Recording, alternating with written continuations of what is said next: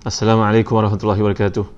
Innal hamdalillah nahmaduhu wa nasta'inuhu wa nastahdihi wa nastaghfiruh wa natubu ilaihi wa natawakkalu alaihi wa na'udzu billahi min shururi anfusina wa sayyiati a'malina may yahdihillahu fala mudilla lahu wa may yudlil fala hadiya lahu.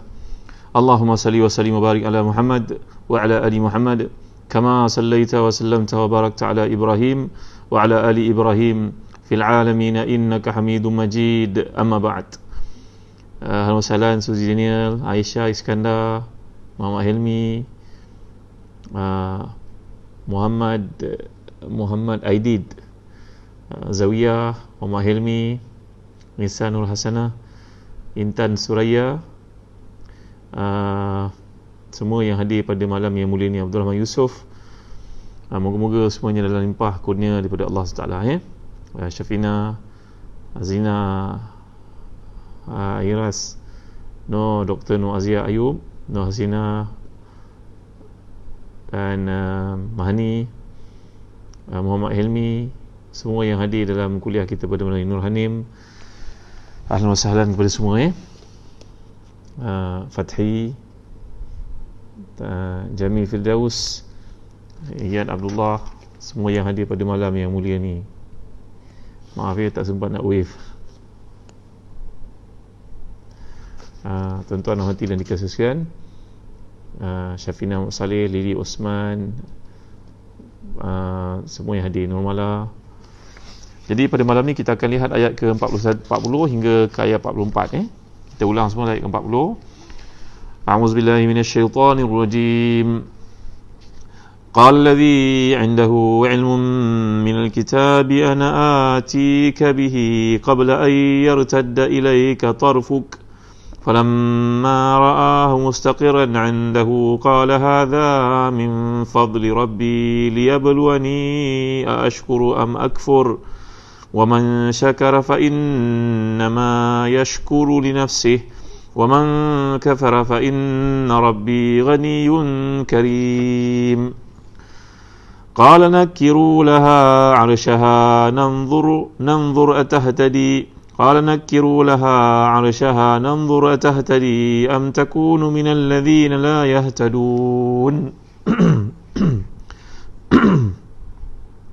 فلما جاءت قيل هكذا عرشك قالت كأنه هو وأوتينا العلم من قبلها وكنا مسلمين وصدها ما كانت تعبد من دون الله إنها كانت من قوم كافرين قيل لها ادخل الصرح فلما رأته حسبته لجة وكشفت عن ساقيها قال إنه صرح ممرد من قوارير قالت رب إني ظلمت نفسي وأسلمت مع سليمان لله رب العالمين.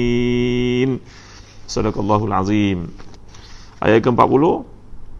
Berkatalah seorang yang memiliki ilmu dari kitab, aku akan bawa singgasana itu kepadamu sebelum matamu berkelip. Maka tak kala Sulaiman melihat singgasana itu terletak di hadapannya, maka baginda pun berkata, ini termasuk kurnia Rabbku untuk mengujiku apakah aku bersyukur ataupun ingkar akan nikmatnya. Dan barang siapa yang bersyukur maka sungguhnya dia bersyukur untuk kebaikan diri sendiri, dan siapa yang ingkar maka sungguhnya Rabbku maha kaya lagi maha mulia. Dan dia berkata, rubahlah baginya singgasananya itu, maka kita akan lihat bagaimana dia mengenal atau dia termasuk orang-orang yang tidak mengenalinya. Dan ketika Balqis datang ditanyakan kepadanya, serupa inikah singgasanamu? Dia menjawab, seakan-akan singgasana itu singgasanaku. Kami telah diberi pengetahuan sebelumnya dan kami adalah orang yang menyerahkan diri. Dan apa yang disembahnya selama ini selain Allah mencegahnya untuk melahirkan keislaman, kerana sungguhnya dia dahulunya termasuk orang-orang yang kafir. Dikatakan kepadanya, masuklah ke dalam istana. Maka tak kala dia melihat lantai istana itu, disangkanya kolam air yang besar dan disingkapkan kedua betisnya. Berkatalah Sulaiman AS, sungguhnya ialah istana licin dibuat dari kaca.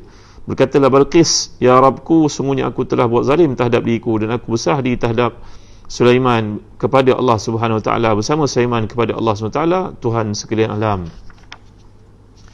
Muslim-muslimat yang hati dan dikasihi sekalian, pada kuliah lalu malam seorang saya ada cerita sikit tentang alladhi indahu ilmu minal kitab, iaitulah dikatakan oleh yang mempunyai ilmu daripada Alkitab. Kata para ulama tafsir, contohnya Al-Imam Al-Fakhrazi dan tafsirnya, yang dimaksudkan dengan lelaki ini adalah seorang daripada kalangan Bani Israel yang memiliki ilmu daripada Alkitab, iaitu mengetahui Ismullahil A'zam, dia mengetahui nama-nama Allah yang utama. Contohnya nama Allah yang utama, Ya Hayyu Ya Qayyum, kerana Nabi pernah bersabda kepada Ubay bin Ka'ab radhiyallahu an, tahu tak kamu ayat yang paling hebat daripada Al-Quran Karim? Maka jawapan daripada Ubay bin Ka'ab, wahai Rasulullah, saya menyangkakan ia adalah Allahu la ilaha illa huwal hayyul qayyum. Maka Nabi SAW telah pun menguji Ubay bin Ka'ab di atas pengetahuan itu, dan Ubay bin Ka'ab merupakan salah seorang daripada sahabat Nabi yang sangat alim, tuan-tuan rahmati dan dikasihi sekalian. Jadi bila kita melihat, tuan-tuan rahmati dan dikasihi sekalian, ini adalah kata-kata oleh para ulama dikumpulkan. Itu saya menemui dalam tafsir Durrul Manthur oleh Al-Imam Asyuti, menceritakan bahawa apakah doa yang diberikan oleh Allah SWT itu kepada lelaki yang memiliki ilmu ini, lantas dia mendapat apa yang tidak diberi kepada orang lain. Apakah doa yang dibacakan oleh lelaki yang saleh ini tadi, memiliki ilmu daripada Alkitab? Apakah doanya, tuan-tuan dan puan-puan sekalian? Dulu saya ingat ketika Allah yarham Datuk Ismail Kamus bercerita, doa ni kalau dibaca dengan penuh yakin oleh seseorang yang dengan nama-nama Allah, memujinya, seorang walinya, baca, kalau malas nak pergi masjid, baca doa ni, besok masjid pun datang depan muka kita. Sebenarnya yang dibawa oleh lelaki ini dalam kisah yang dikemukakan oleh Allah bukan istana Balqis, tapi singgasananya, iaitu ibaratnya macam kerusi diraja, tempat bersidangnya pemimpin-pemimpin ketika Balqis duduk di atas dan yang lain mungkin menghadap di bahagian bawah. Kalau kita bayangkan dalam sistem pemerintahan kerajaan dahulu kala ataupun kerajaan sekarang pun begitu. Kata Imam Asyuti, aku menemui satu riwayat bagaimana doa dibacakan oleh lelaki yang telah diberikan oleh Allah Ismullahil Azam ini, nama Allah yang paling utama, iaitu sama ada Ya Zal Jalali wal Ikram ataupun Ya Hayyu Ya Qayyum. Ada khilaf para ulama untuk menyatakan mana yang lebih hebat di antara dua nama tersebut. Jadi kalau malam-malam nak pergi sembahyang, jauh sangat masjid, baca doa ni, boom, masjid depan rumah kita. Gurau Datuk Ismail Kamus, tuan-tuan ni. Jadi tuan-tuan rahmati dan dikasihi sekalian, kalau kita lihat apa yang disebut oleh Al-Imam Asyuti dalam tafsir beliau, iaitu tafsir Durrul Manthur, beliau berkata doa yang dibacakan itu adalah Ya ilahana wa ilaha kulli syai'in ilahan wahida la ilaha illa anta i'tini bi'arsyiha. Tuan-tuan, ni adalah satu pujian bagi Allah, Ya ilahana wa ilaha kulli syai'in ilahu wahida la ilaha illa anta. Tapi sudah tentulah orang seperti lelaki yang salih ini, kata Imam Fakhrazi, sama ada merujuk kepada Nabi Sulaiman sendiri atau merujuk kepada Asif bin Barkhiyah, iaitu seorang lelaki yang salih, yang berilmu, mempunyai hikmah, ataupun malaikat Jibril alaihissalam. Ini adalah ataupun seorang malaikat yang kerjanya untuk menjaga, membawa Nabi Sulaiman ke mana-mana. Ini kisah-kisah yang dikemukakan, dijelaskan oleh Al-Imam Al-Fakhrazi dan tafsirnya. Wallahu a'lam yang mana satu, tuan-tuan ya. Kata Imam Abu Hayyan dalam tafsirnya, kalau kita lihat kata-kata beliau merujuk kepada, ini adalah kata-kata Nabi Sulaiman sendiri bila baginda memberikan usul itu kepada tenteranya, kepada sekalian tenteranya, siapa boleh bawa singgasana Balqis kepada aku, di depan aku di Palestin sekarang ini. Dalam persidangan tersebut yang telah kita bincangkan, kata para ulama tafsir, berlaku di pagi hingga ke petang. Maka Ifrit yang merupakan jin yang paling kuat telah menawarkan diri kepada Nabi Allah Sulaiman dengan berkata, ana atika bihi qabla an taqum min maqamik. Saya boleh datangkan di sana, saya boleh datangkan singgasana Balqis itu dalam sekelimat, dalam tempoh tuan berdiri dan duduk daripada kerusi tuan. Maka Nabi Sulaiman telah berkata kepada, ana uridu ajal min haza, aku nak lebih cepat daripada itu. Maka akhirnya Nabi Sulaiman sendiri telah melakukannya, dan beliau berkata, baginda berkata, kalau tak ada siapa boleh buat aku sendiri akan bawa datang ke hadapanku. Kata Al-Imam Abu Hayyan dalam tafsirnya, tuan-tuan yang mulia Allah sekalian, dalam ayat ini beliau berkata, menunjukkan bahawa aku sendiri akan bawa datang.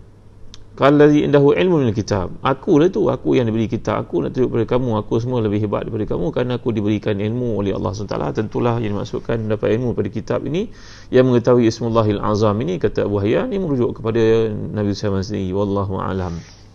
Madailah untuk kita berhenti setakat ni saja tuan-tuan untuk bercerita tentang siapakah yang diberikan keutamaan kelebihan itu. Ia menunjukkan kepada, kata Syekh Wahab Az-Zuhaili, menunjuk kepada mukjizat seorang Nabi ataupun karamah seorang wali, yang mana kita menerimanya sebagai satu bab daripada akidah. Kita tahu di kalangan para sahabat Nabi ridwanullahi alaihim ajma'in, mereka dikurniakan oleh Allah SWT, dikurniakan karamah. Nabi Allah SWT diberikan mukjizat, tapi para wali diberikan karamah. Kullu ma jaza li nabiyyin jaza li waliyyin. Dalam bab akidah kita belajar bahawa apa yang harus berlaku kepada seseorang Nabi dari sudut akal itu merupakan satu kesempurnaan nikmat Allah untuk mereka. Perkara yang sama juga boleh berlaku kepada seseorang wali. Apa yang diberikan oleh Allah kepada seorang Nabi itu juga boleh berlaku kepada seorang wali. Kerana wali Allah ni adalah untuk mengukuhkan pembuktian syariat yang dibawa oleh Nabi-Nabi sebelum daripadanya. Jadi tuan-tuan, hafal doa ni pun hafal lah. Ia merupakan pujian kepada Allah SWT. Iaitulah yang saya telah sebutkan tadi, kata Imam Asyuti dan Abdul Mansur. Saya tak jumpa dalam kitab-kitab tafsir yang lain doa ni. Saya cuba cari tuan-tuan ya. Kalau kita cari dalam internet, kita akan jumpa kebanyakannya daripada riwayat-riwayat Syiah, golongan Syiah, yang melampau-lampau menceritakan tentang Asim bin Barkhiyah alaihissalam, mengatakannya sebagai seorang Nabi. Wallahu alam. Ini rujukan-rujukan Syiah.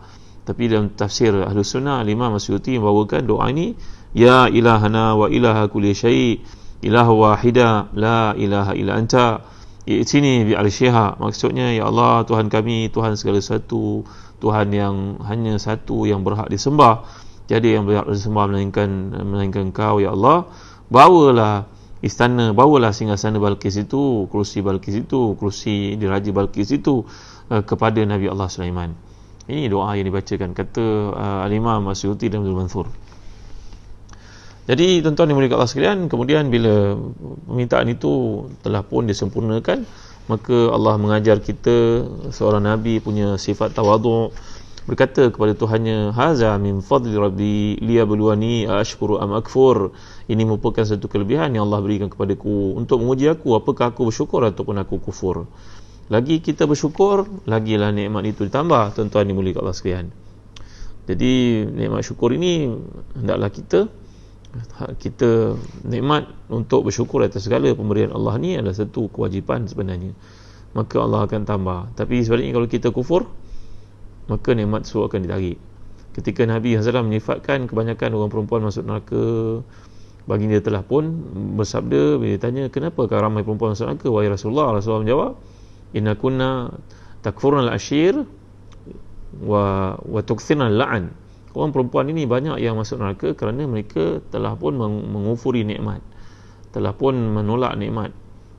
Kalaulah suami buat baik kebaikan kepadanya macam-macam perkara, dia hanya akan berkata, saya tak nampak satu pun kebaikan daripada awak. Jaga orang perempuan ini milik Allah sekalian. Dan yang kedua, dikatakan Nabi dalam hadis itu merujuk kepada sifat orang perempuan yang selalu mengakibatkan terputusnya hubungan silaturahim. Kadang-kadang kerana suka menyampaikan perkara yang perlu disampaikan, yang perlu disampaikan tak disampaikan, benda yang remeh-remeh yang disampaikan, sampai boleh menyebabkan perbalahan, pergaduhan. Jadi perkataan yang digunakan oleh Allah di sini bagi menunjukkan kepada kepimpinan Nabi Sulaiman yang sentiasa tawaduk. Jawapan baginda ke atas nikmat yang Allah berikan, kedatangan, dibawa hadir singgasana Balqis ini, beliau telah berkata, baginda telah berkata, haza min fadli rabbi liyabluwani ashkuru am akfur. Setengah ulama mengatakan inilah dia kalimah yang paling baik untuk kita letakkan di rumah kita. Kalau kita berpindah rumah baru contohnya, office baru contohnya, kereta baru contohnya, letaklah perkataan ni supaya orang yang menaikinya, yang masukinya kata, haza min fadli rabbi, Allah beri kepada kamu nikmat ini. Mudah-mudahan sebagaimana Allah berkuasa beri kepada engkau, Allah juga akan beri kepada aku benda yang sama. Mengelakkan sifat permusuhan, kedengkian, hasad dan sebagainya. Ada juga setengah yang mengatakan kita letakkan ayat Masya Allah la quwata illa billah. Itu pun lebih tepat.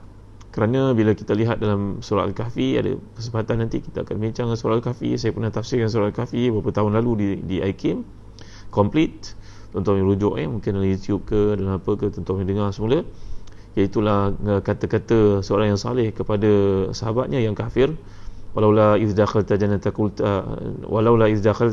jannataka qulta ma sya Allah la quwwata illa billah in tarani ana aqalla minka mala wa walada. Alangkah baiknya kalau engkau mensyukuri nikmat Tuhan kepadamu dengan diberikan kebun ini, engkau mengucapkan masya Allah la quwwata illa billah. Jadi kita boleh letak kat rumah kita haza min fadli rabbi ataupun masya Allah la quwwata illa billah. Kedua-duanya kalimah yang dapat mendinding diri kita daripada kedengkian orang, kerana pandangan orang ini kadang-kadang boleh mengakibatkan kemudaratan, kerana itu dipanggil sebagai ain ataupun ain hasidah, mata yang punya peranan tertentu untuk merosakkan.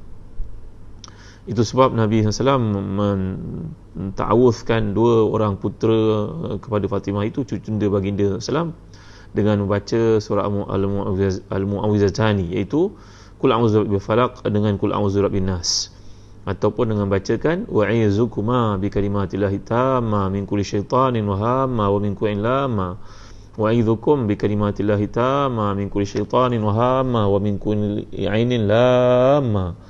Ya Allah, aku mohon perlindungan kepadamu daripada segala kejahatan yang ada pada syaitan, pada binatang dan juga pada mata yang boleh mengundang kemudaratan. Itu doa kita baca kepada anak-anak bagi memohon perlindungan terhadap kejahatan mata yang dipanggil sebagai ain, mata yang boleh beri kemudaratan. Kalau kita orang dewasa, kita keluar rumah, jangan abaikan untuk membaca Bismillahilladzi la yadhurru ma ismihi syai'un fil ardi wala fis sama' wa huwas samiul alim. Dengan nama Allah yang tidak akan memberi kemudaratan apa yang di langit, apa di bumi, sungguhnya dia maha huwas samiul alim, dia maha mendengar lagi maha mengetahui. Baik tuan-tuan, inilah yang telah pun kita lihat kehebatan yang Allah berikan kepada lelaki ini, sama ada ia merupakan Jibril ataupun Nabi Allah Sulaiman sendiri, ataupun Asir bin Barkhiyah, ataupun seorang malaikat yang tugasnya memang menjaga Nabi Allah Sulaiman. Seperti kata Imam Al-Fakhrazi, kita tidak punya rujukan lengkap, memadailah untuk kita berkata lelaki ini, peristiwa ini bagi menunjukkan kehebatan seseorang yang diberikan ilmu kepadanya, kerana Allah menekankan perkataan di situ indahu ilmu minal kitab, orang ini mempunyai ilmu pengetahuan. Jadi itu sebab tuan-tuan yang dimuliakan sekalian, manusia kita dapat lihat menunjukkan bahawa dengan mengetahui, mengamalkan ilmu yang bersumberkan daripada Allah, seseorang akan dapat kekuatan, kemampuan jauh lebih hebat daripada kekuatan yang daripada jin Ifrit, yang merupakan jin yang paling kuat. Iaitu manusia, mereka yang pertama sekali, mereka ada daya fizik yang bila diasah dapat melahirkan keterampilan. Yang kedua, manusia punya daya fikir yang menghasilkan ilmu dan teknologi, kerana ilmu yang ada. Yang ketiga, manusia mempunyai daya kalbu yang membuahkan iman dan juga impaknya yang luar biasa. Yang keempat, daya hidup yang menjadikan pemiliknya mampu menghadapi berbagai tentangan hidup. Jadi inilah dia di antara kekuatan, kecerdikan bandingkan manusia dengan jin. Dalam kuliah yang lalu saya telah bincangkan kenapa di sini Allah mendahulukan, Allah menceritakan keutamaan manusia banding dengan jin secara tak langsung, kekuatan yang daripadanya, kerana empat perkara yang telah saya nyatakan tadi. Saya ulang balik, kekuatan yang daripada manusia ini adalah kerana mereka punya daya fizik, daya fizikal yang kalau diasah, dididik, dibimbing, dia jadi melahirkan keterampilan. Ajar dia untuk bercakap, ajar dia untuk present diri dia dengan betul, ajar dia untuk memakai pakaian yang betul, ajar dia untuk bercakap dengan betul. Yang kedua, daya fikir yang kalau diasah akan menghasilkan ilmu dan teknologi. Manusia berfikir untuk setiap hari mencorakkan bentuk, menghasilkan satu benda baru untuk kegunaan manusia. Ini sebagai contohnya, orang mencerita apps. Kalau dulu seorang ayah, ibu nak kena pergi hospital, nak kena ada orang bawa pergi ke hospital, hari ini ada apps saja. Kalau seseorang itu mungkin nak pergi ke hospital tak sempat, dia boleh tengok dalam apps, sebagaimana boleh kita order kereta datang ambil kita tempat ke tempat yang lain. Malah doktor-doktor yang free pun petang-petang tahu di mana dia boleh pergi, mana dia boleh berkhidmat lagi, mana dia boleh mendapatkan pendapatan tambahan. Ini adalah kesan daripada teknologi akal yang telah disepadukan, tuan-tuan. Ini kehebatan yang daripada manusia bila menggunakan akal. Yang ketiga, dengan sebab hati yang kuat dan hati yang diasah dan dibuang segala mazmum yang daripadanya, akan menimbulkan iman, menyuburkan iman, dan ada impact-impactnya tersendiri, muraqabatullah, ikhlas dalam amalan, rasa khasyatullah dan sebagainya. Dan yang keempat, kekuatan daripada manusia pandukan kepada kisah yang dikemukakan ini, tuan-tuan, iaitu mengatasinya manusia akan jin dari sudut kekuatan membawa singgasana Balqis dari tempat yang jauh ke Palestin itu. Yang keempat, yang menariknya dalam isu kemanusiaan ini, mereka ada daya hidup yang menjadikannya matang, menjadikan miliknya mampu menghadapi macam-macam tantangan hidup. Jadi inilah 4 perkara yang menjadikan manusia begitu istimewa di sisi Allah SWT. Seperti yang telah kita bincangkan dalam surah Al-Isra' yang lalu, walaqad karramna bani Adam wa hamalnahum fil barri wal bahr. Kami memuliakan anak-anak Adam itu, kami bagi mereka peluang untuk menaiki daratan dan lautan.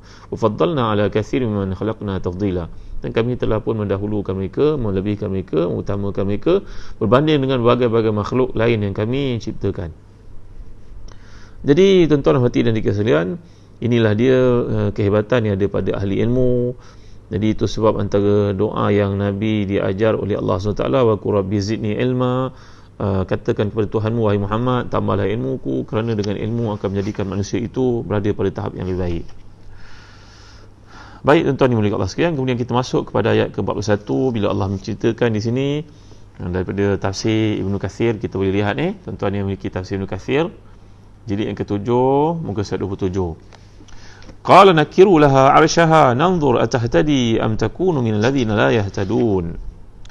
Dia berkata, ubahlah baginya singgasananya itu supaya kita dapat lihat apakah dia mengenal ataupun dia termasuk di kalangan orang yang tidak mengenali singgasananya itu. Kata para ulama tafsir, contohnya Imam Qurtubi, dalam konteks ini Nabi Sulaiman menyuruh kepada tenteranya untuk mengubah kedudukan, posisi. Ada mengatakan diterbalikkan. Terbalikkan macam tak pernah sabar sangat, tuan-tuan. Yang penting diubah. Mungkin colornya, coraknya, mungkin diubah kedudukannya, sehingga bila ditanyakan kepada Balqis yang sampai, falamma ja'at qila ahakaza arsyuk, maka bila sampai saja Balqis di situ, Nabi Sulaiman bertanya kepadanya, adakah ini serupa dengan singgasanamu? Tengok jawapan seorang wanita yang hebat, yang bijak, yang genius, yang cerdik.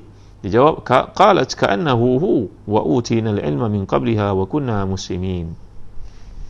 Maka Nabi Sulaiman ketika bertanya kepadanya, adakah ini merupakan singgasanamu wahai Balqis? Jawapannya, ya, saya rasa macam iyalah. Dia tak confirmkan. Ini ada jawapan orang bijak. Dalam apa juga keadaan kita kena confirm, tathabbut, tabayun. Jangan gelojoh dalam membuat satu kenyataan, tuan-tuan yang dimuliakan Allah sekalian. Nanti takut-takut kita tersilap nak kena U-turn balik semula. Kena ada satu ground yang solid untuk buat satu keputusan dalam meneka ke, dalam beri pandangan dan sebagainya. Ini kalau kita belajar dalam konteks balaghah, ini namanya tashbih mursal. Tashbih bentuk mursal mujmal, iaitu seakan-akan singgasana itu singgasanaku, ka'annahu hu. Ini satu bentuk tashbih, persamaan yang dikemukakan. Dan tuan-tuan yang dirahmati dan dikasihi Allah sekalian, jadi ayat ini menunjukkan kepada hebatnya Balqis bila beliau dengan penuh rasa tawaduk, dan juga walaupun dia pada masa itu dikatakan dia sudah masuk Islam. Nanti saya uraikan ayat berikutnya, tuan-tuan. Dan situ pun nak sebut berkenaan dengan yang mendatangkan istana Balqis itu, singgasana Balqis itu ataupun kursi diraja Balqis itu, setengah pendapat mengatakan itu adalah Nabi Khidir AS. Seperti disebut juga oleh Al-Imam Al-Fakhrazi dalam tafsirnya. Siapakah Nabi Khidir?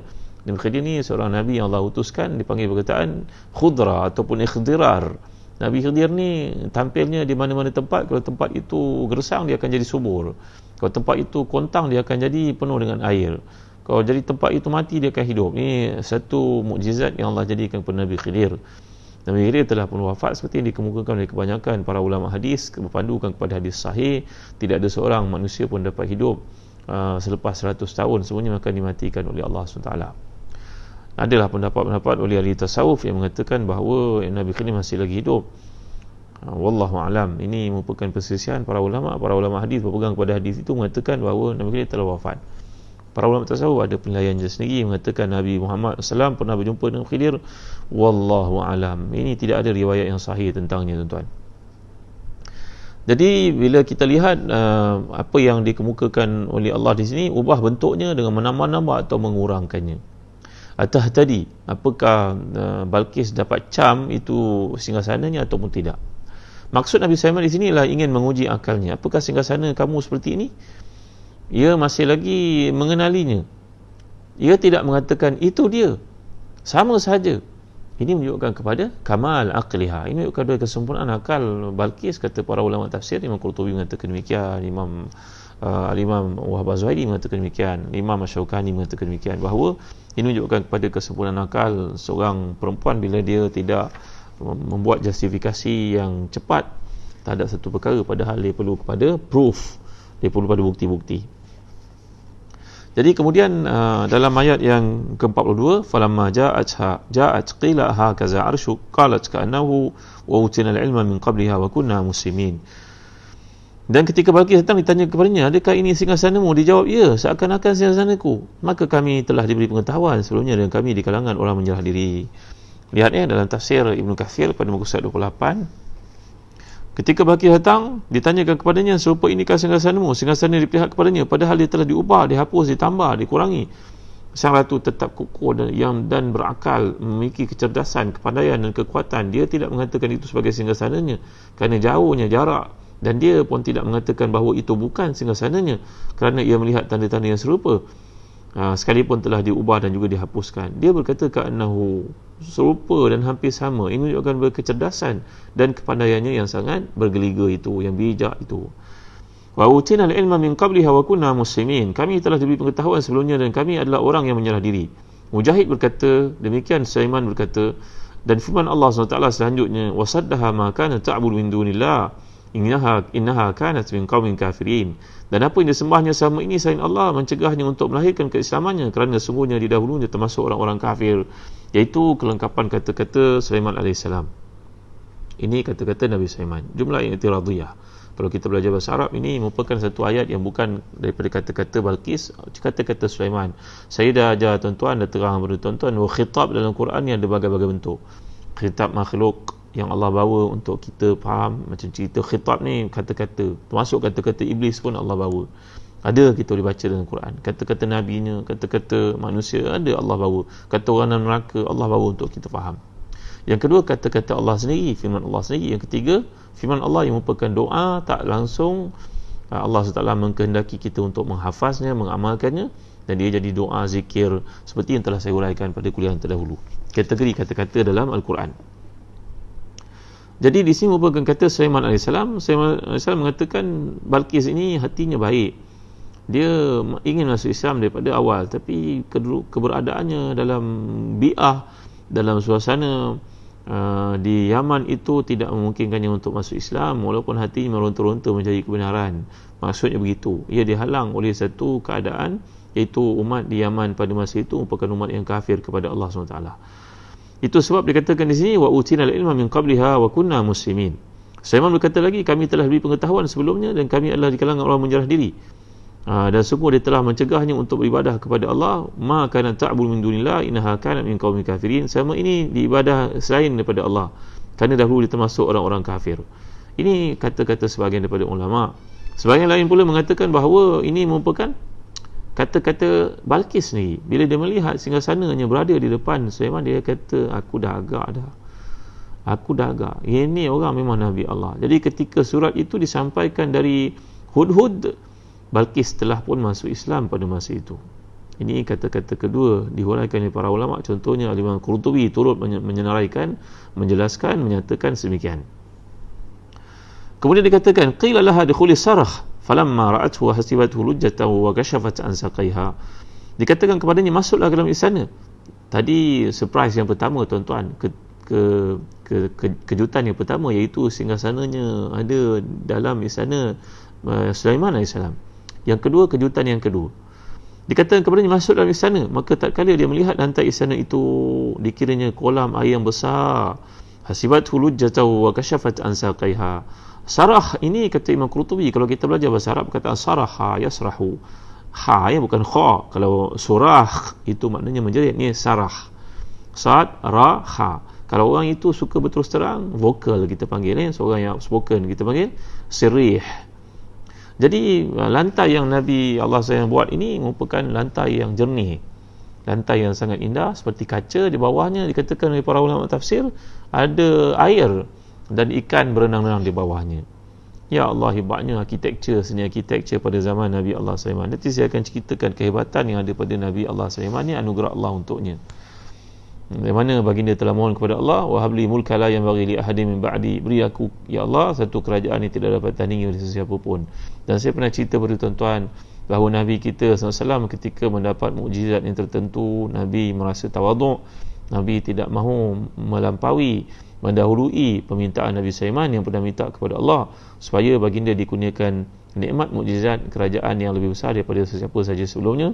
Maka Nabi kita SAW yang sangat tawaduk itu mengelak apa jua bentuk perkara yang akan menjadikan baginda lebih istimewa daripada Sulaiman. Tawaduknya Nabi kita SAW.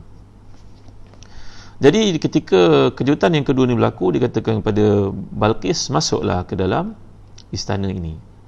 Sarah maknanya satu lantai yang bersifat transparent, nampak di sebaliknya.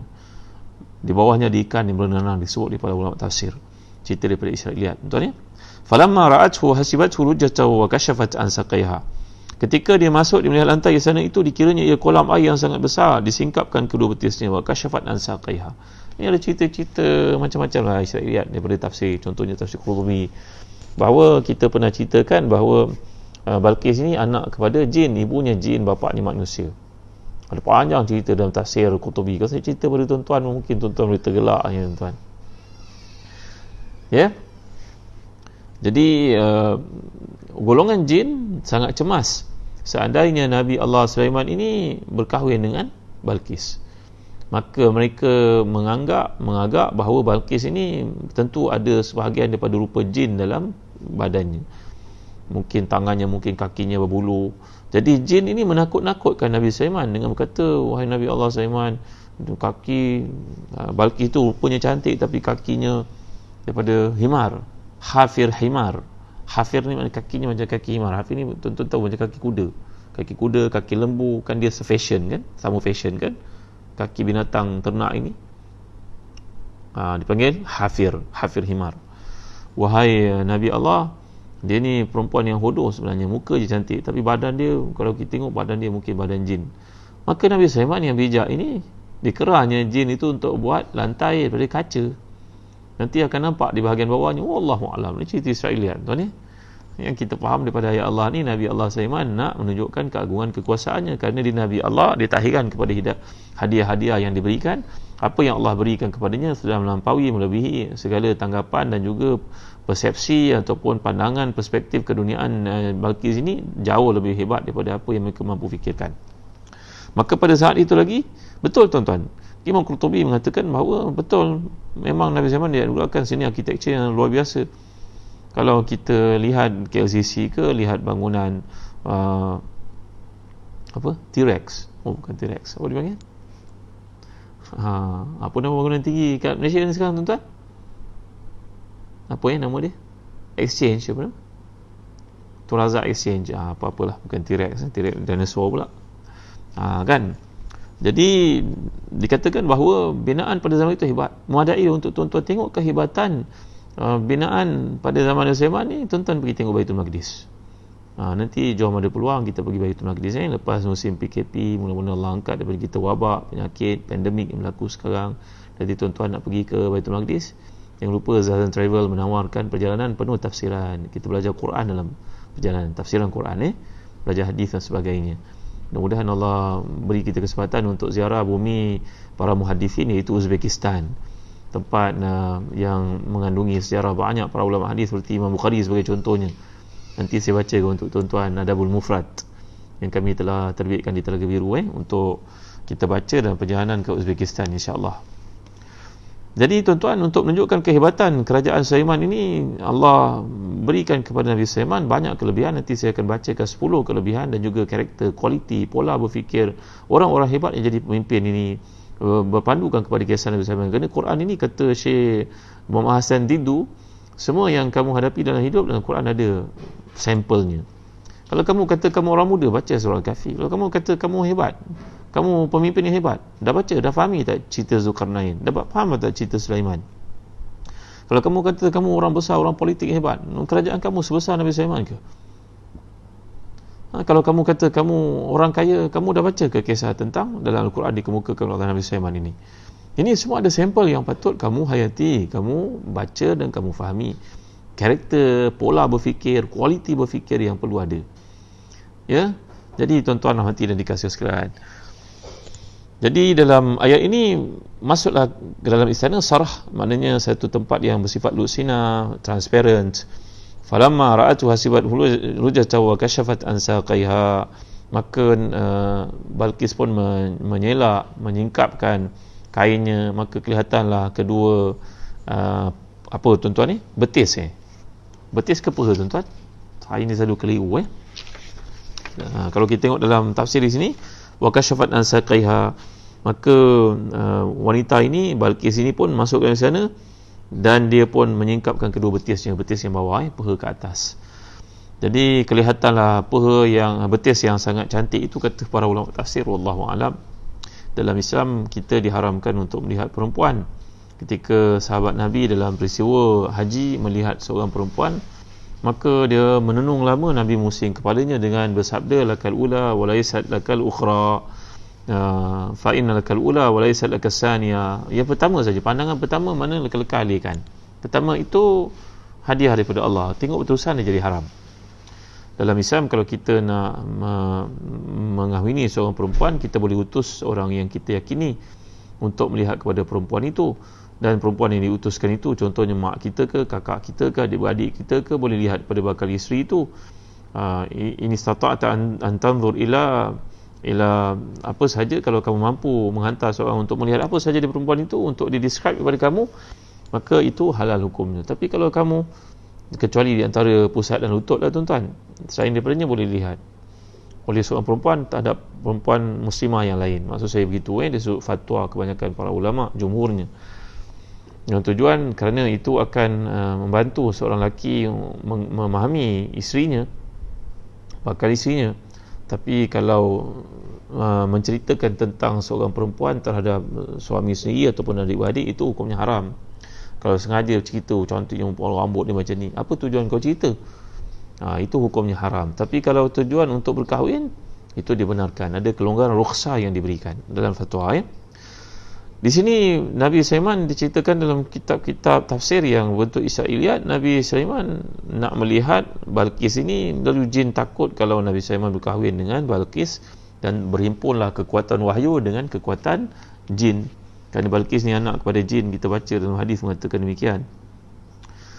Maka tuan-tuan ni mulai kasihan, Nabi Sulaiman buat lantai seperti itu, dia bermasuk, maka kelihatanlah betisnya yang cantik itu. Dalam kitab tafsir Qurtubi mengatakan demikian, ketika Nabi menceritakan kepada isterinya Aisyah radhiyallahu anha tentang ayat ini, maka Aisyah yang terkemuka sebagai wanita yang sangat tinggi cemburunya itu bertanya kepada Rasulullah, wahai Rasulullah, adakah betis dia lebih cantik daripada betis saya?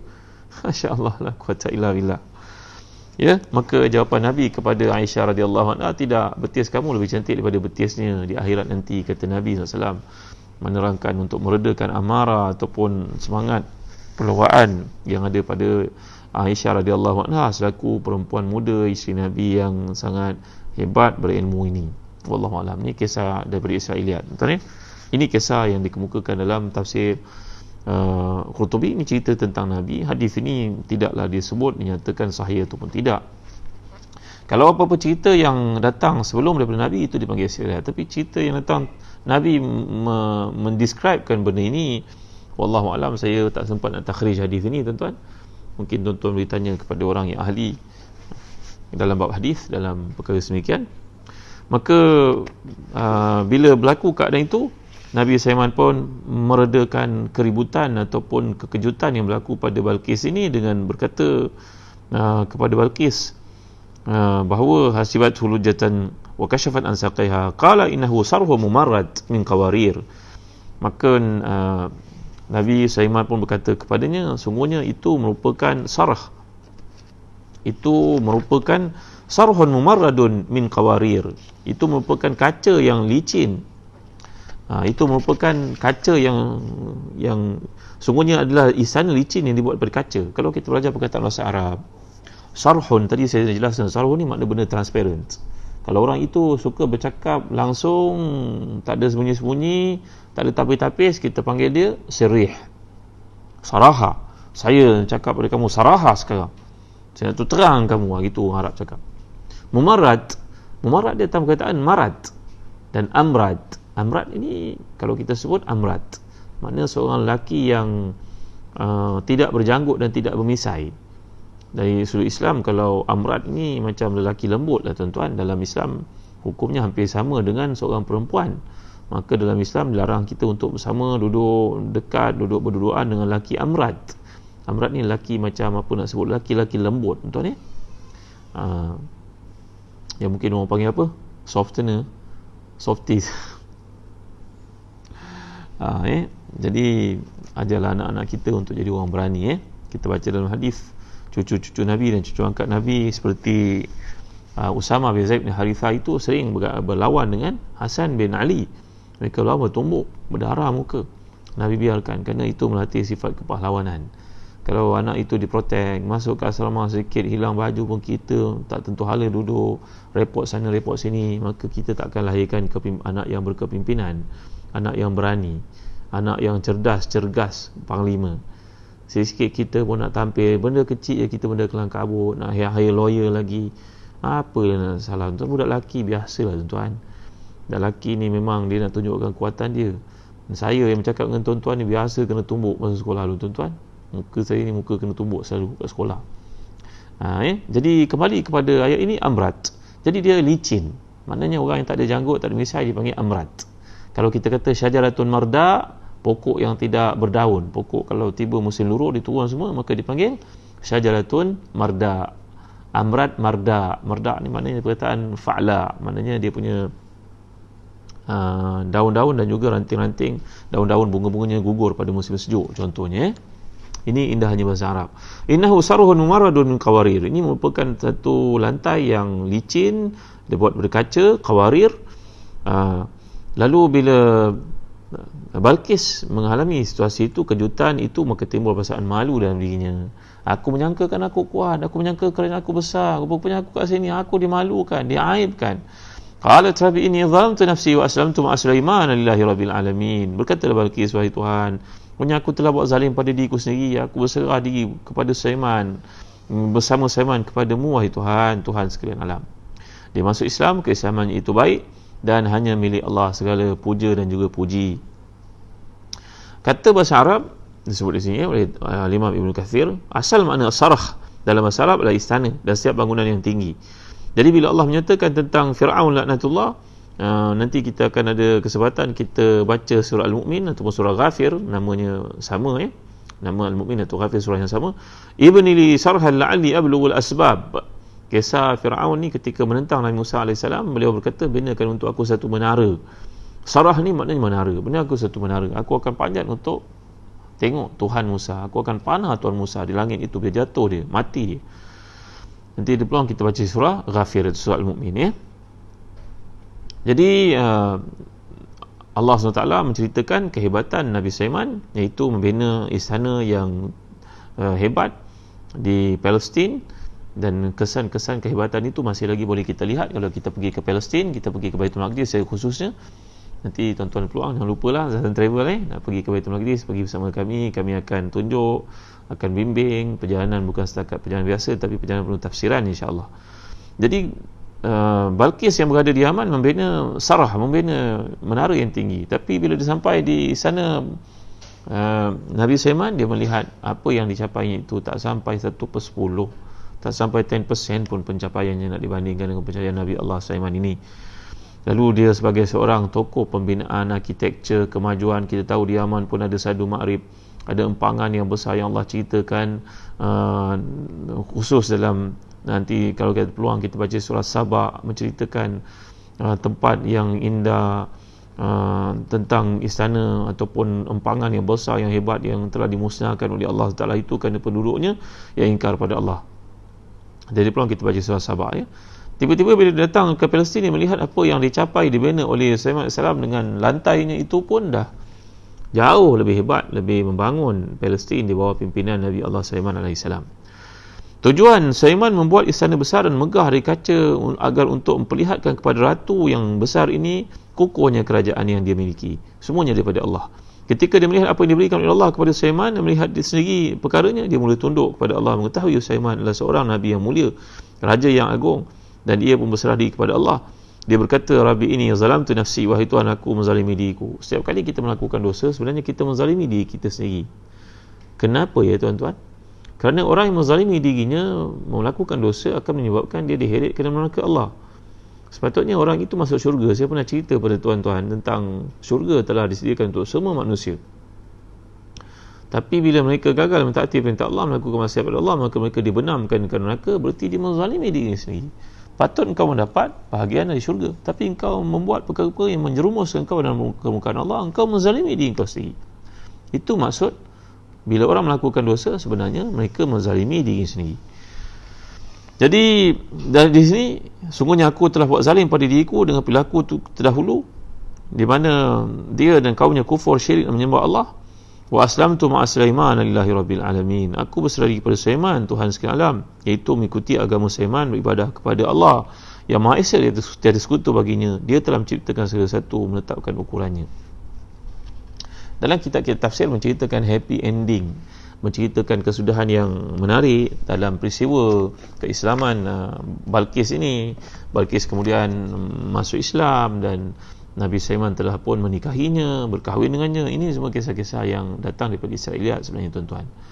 Walaupun Imam Qurtubi membawakan hadis berkenaan Nabi berkata sedemikian, tapi kebanyakan para ulama menolak hadis ini, mengatakan bahawa tidak ada penjelasan daripada Nabi apakah yang berlaku dalam kehidupan Balqis selepas itu. Sama ada dia berkahwin dengan Sulaiman ataupun tidak, wallahu alam. Dan tafsir Qurtubi menceritakan bila sebelum Islam ada kerajaan Himyar di berpusat di Yaman, mereka telah pun menggali kubur para maharaja yang terdapat di Yaman, dan mereka pun mendapati ada satu mayat yang utuh, yang tidak rosak, mayat seorang perempuan dalam lahat itu, dan memakai emas yang sangat mahal. Perhiasan itu perompak-perompak zaman dahulu, mereka menggali kubur untuk mencari harta karun yang ditanam pada zaman sebelum mereka.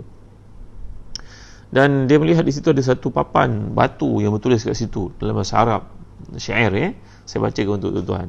Ya ayuhal aqwamu uju ma'an warba'u fi maqbaril Isa lita'lamu anni tilka allati kad kuntu ud'a ad-dahra Balqisa syayyatu qasral mulki fi himyari qumi wa qidman kana ma'nusa wa kuntu fi mulki wa tadbirihi urqimu fillahi al-ma'atisa ba'li Sulaiman nabi allazi kad kana litawrati dirisa wa sakhara rihu lahu wa sukhira rihu lahu markaba tahubbu ahyanan rawamisa ma'abni Daud nabi allazi qaddasahu rahmanu taqdisa. Cantiklah syair ni. Maksudnya lebih kurang begini tuan. Ketika mereka menggali kubur raja-raja yang terdapat di Yaman, mereka menemukan satu jenazah seorang perempuan yang masih elok.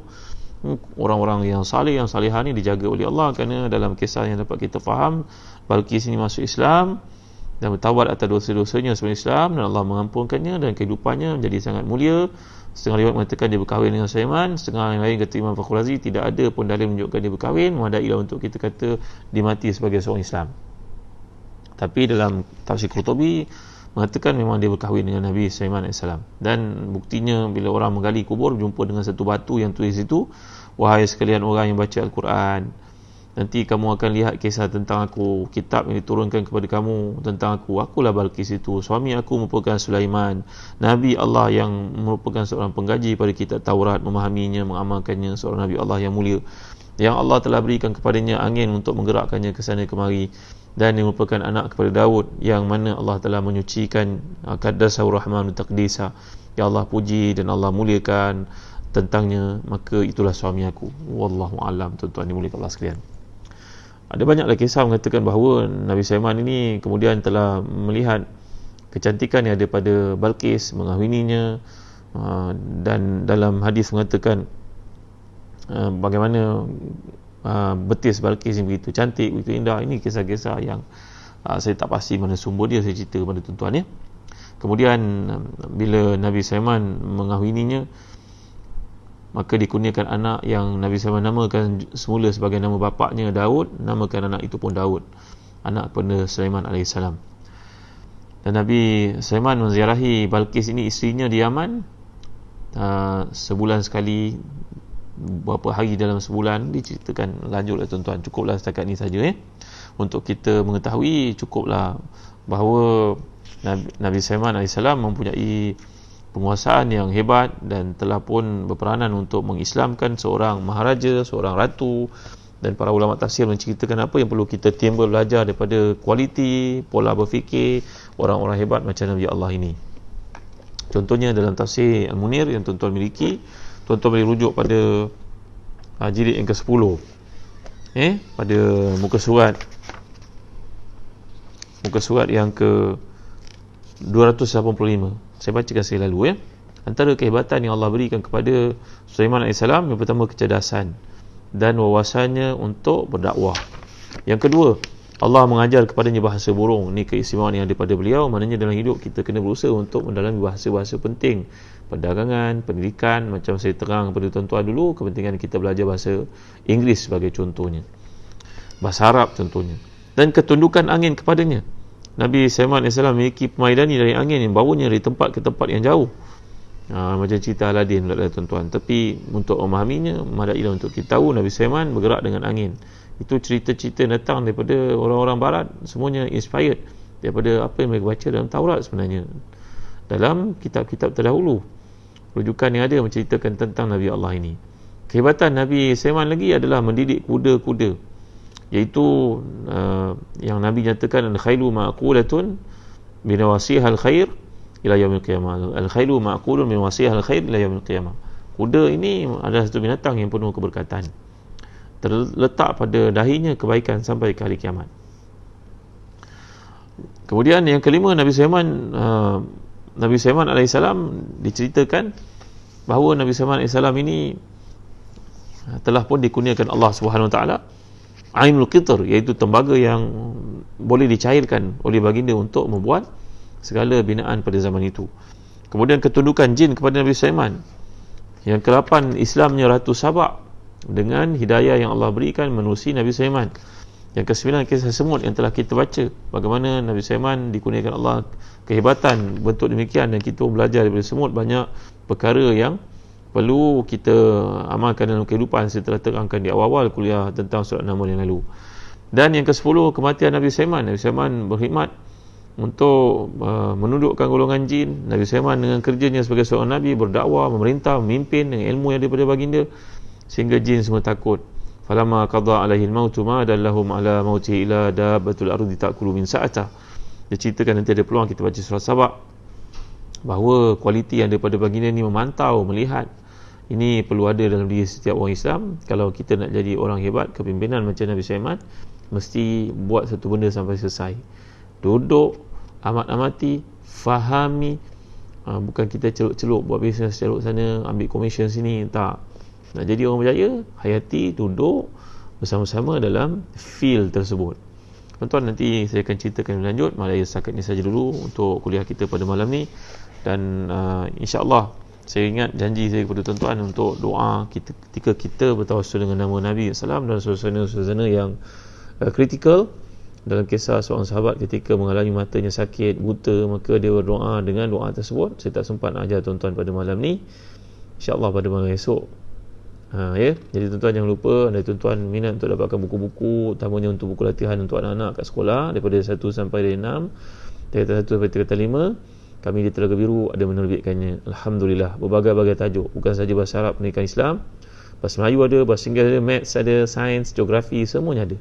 Dapatkan daripada para pegawai yang ada nama mereka di sini, Puan Intan, contohnya Faizal, Farid Mizan, Safwan. Ini merupakan para pegawai yang sangat berdedikasi, boleh membantu tuan-tuan, cikgu-cikgu untuk dapatkan buku-buku terpilih untuk rujukan anak-anak kita di sekolah dan di rumah, tuition dan sebagainya. Anda ada kalangan cikgu-cikgu yang nak menulis pun, kami sangat alu-alukan. Ada lagi subjek-subjek yang kita perlukan untuk tuan-tuan tuliskan, abadikan sebagai jariah. Kalau kita mengajar kat sekolah, mengajar mungkin anak murid kita berapa ribu orang, tapi kalau kita menulis, mungkin banyak manfaat kepada orang yang memandu kepadanya. Jadi tuan-tuan, terima kasih atas sokongan tuan-tuan pada ibadah korban kita. Nampaknya kita berjaya melakukan di beberapa tempat, di Syria yang sedang dilanda peperangan, di Mekah, maksud saya baru habis peperangan tapi mereka dalam kesusahan sekarang di Mekah. Ramai orang susah, tiada musim haji pada kali ini menyebabkan saudara kita yang ada di sana hidup dalam kesusahan, tak cukup segala-galanya, maka kita cuba raikan mereka dengan korban dan akikah yang tuan-tuan lakukan itu di Mekah. Itu juga di Sudan. InsyaAllah pada tahun depan kita akan teruskan, tapi bagi nak melakukan akikah ia berlaku sepanjang tahun. Bagi tuan-tuan yang punya anak yang ingin diakikahkan, kami sudi untuk membantu tuan-tuan sepanjang tahun insyaAllah. Jadi setakat itu saja dulu. Terima kasih. Anda tuan-tuan yang ingin musafir, jangan lupa Zazan Travel. Yang tuan-tuan nak pergi berjalan di mana tempat dan dunia, insyaAllah kami bersedia untuk bersama dengan tuan-tuan. Perjalanan bukan setakat hiburan, tapi perjalanan penuh tafsiran, memahami Al-Quran insyaAllah. Terima kasih atas sokongan tuan-tuan. Jangan lupa untuk share, untuk follow Facebook Umrah Zazan Travel, dan juga Facebook ini sampaikan kepada saudara-saudara kita di luar. Moga-moga ada cahaya padanya, ada panduan padanya, ada doa yang boleh dipelajari, ada kefahaman penghayatan yang boleh dilakukan daripada ayat-ayat indah ini. Setakat ini saja dulu tuan-tuan. Terima kasih. Hingga jumpa lagi pada malam esok. Sama-sama kita mengakhiri dengan doa. Alhamdulillah rabbil alamin, wassalatu wassalamu ala asyrafil anbiya'i wal mursalin sayyidina maulana Muhammadin wa ala alihi wa sahbihi ajma'in. Allahumma ighfir lana dhunubana wa liwalidina warhamhum kama rabbawna shighara wa li jami'i masyayikhina wa li jami'i ashabil huquq alaina minal muslimina wal muslimat al mu'minina wal mu'minat الأحياء منهم والأموات برحمتك يا أرحم الراحمين. اللهم إنا نعوذ بك من جهل البلاء ودرك الشقاء وسوء القضاء وشماتة الأعداء. اللهم إنا نعوذ بك من البرص والجنون والجزام ومن سيء الأسقام. اللهم إنا نعوذ بك من زوال نعمتك وتحويل عافيتك وفجاءة نقمتك وجميع سخطك. اللهم آت نفوسنا تقواها وزكها أنت خير من زكاها أنت وليها ومولاها برحمتك يا أرحم الراحمين. اللهم انفعنا بما علمتنا وعلمنا ما ينفعنا وزدنا علما يقربنا إليك يا رحمن. ربنا آتنا في الدنيا حسنة وفي الآخرة حسنة وقنا عذاب النار. وصلى الله على سيدنا محمد وعلى آله وصحبه وبارك وسلم والحمد لله رب العالمين. تقبل الله منا منكم. Terima kasih Fazli Azali, Hasimah Musa, top fan kita, Nur Sakinah, Faridah Hanum, Rozana Ismail, top fan kita, Cikgu Ani, Fazala Khamis, top fan kita, Julia Abu Bakar, top fan kita, Kamisa HMS, Nisa Nur Hasana, top fan, Haziana Nurdin, top fan, Muhammad Zainuddin, top fan kita, Zainab Saleh, Naim Perawat Alternatif, Hafizi Water, RX Water, Miza Akmal, top fan kita, Hajar Rubaya, Kurt Kurik, nama apa ni Kurt Kurik? Nama bahasa Jerman ke apa ni? Suhaida Rahiman, top fan kita, Sophia Abdul Khair, Aziza Kalam, top fan kita, N Khatib, Muadli, Ida Sauda, top fan kita, Jabar Halimatul, Zuraida Azida, Suhafizuddin, Ana Muhammad, top fan kita, Cik Nur. Wassalamualaikum warahmatullahi wabarakatuh. Suhaiza Rahiman, top fan, Syariza Abdul Ghani, top fan kita, Norma Ismail, Zainal, Irwan Tahir, Falisa, Aisyah binti Muhammad Arif, top fan kita, Suhafizuddin, Radin Arpah yang mulia, Azmul Syahra, top fan kita, Cikgu Salasia, Muhammad Nasir, Ustaz Syafiq Murad, menasihat Ustaz ya. Ustaz Syafiq Murad nak masukkan doa yang diberikan hikmah ni, kallazi indahu ilmu min kitab, ya hayyu ya qayyum, ya ilahana wa ilaha kulli syai', ilahu wahidah la ilaha illa anta. Walaupun kita tidaklah berniat untuk mengangkat istana ke singgasana ke, tapi ini kalimah memang mulia daripada doa-doa yang sangat mulia daripada hadis-hadis ya hayyu ya qayyum. Kan kita pernah belajar kan, birahmatika nastaghis aslihna sya'na kulla la ilaha illa anta, ya seakan-akan seperti Terima kasih Ustaz Syafiq Murad. Mudah-mudahan Allah beri kemudahan dalam ujian yang dihadapi.